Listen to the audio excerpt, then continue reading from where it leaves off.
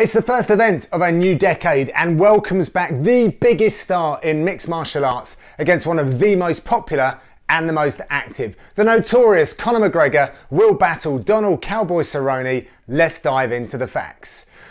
So both of these fighters are trailblazers and record breakers, and it's Cerrone that has been around the longest with his 50 professional MMA bouts.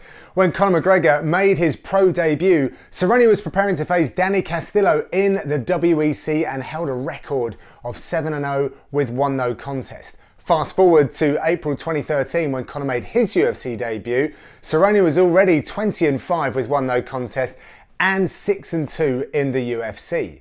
But while Cerrone came close to both WEC and UFC gold, McGregor did what no other UFC fighter before him had accomplished. He became the first fighter to hold 2 UFC titles simultaneously.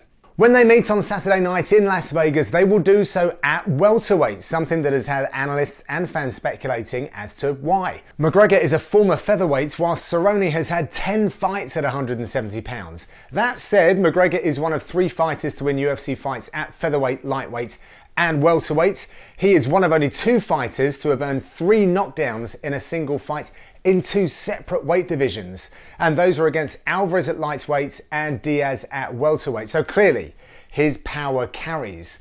Cerrone dropped back down to lightweight after submitting Mike Perry back in November 2018. His camp may feel that he has physical advantages over McGregor, but the Irishman will have a 1-inch reach advantage and Cowboy only kicks out a ½ inch longer.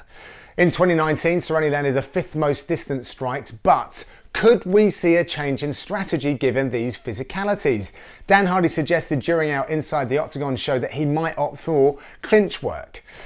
But does Cowboy even strategize that much? He has the most wins, the most finishes, and the most bonuses in UFC history. He's the most active fighter with 4 outings to the Octagon in 2019, whilst McGregor was absent for the whole year. In fact, when Cowboy walks out this weekend, he will break another record, this time for the most appearances, a spectacular 34, 9 being main events. Statistically then, these fighters excel in their striking. McGregor's first crowning moment and standout stat is the fastest finish in a UFC championship bout when he dispatched longtime champion Jose Aldo in just 13 seconds.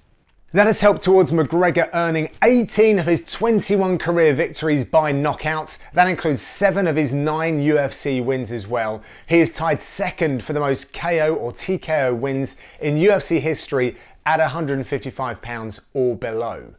Cerrone loves a fight-changing strike too. He has 20 knockdowns in UFC history, which is a record, and he also has 7 knockouts from kicks, which is also a UFC record.